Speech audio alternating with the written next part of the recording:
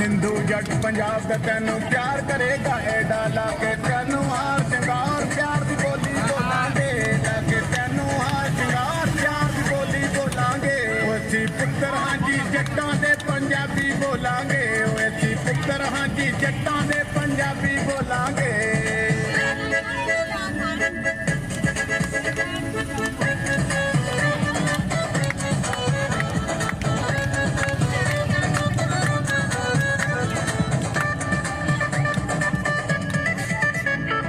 ਪੂਰੀ ਦੁਨੀਆ ਲੱਗੇ ਜਿਵੇਂ ਹੈ ਪੰਜਾਬ ਦਾ ਡੇਰਾ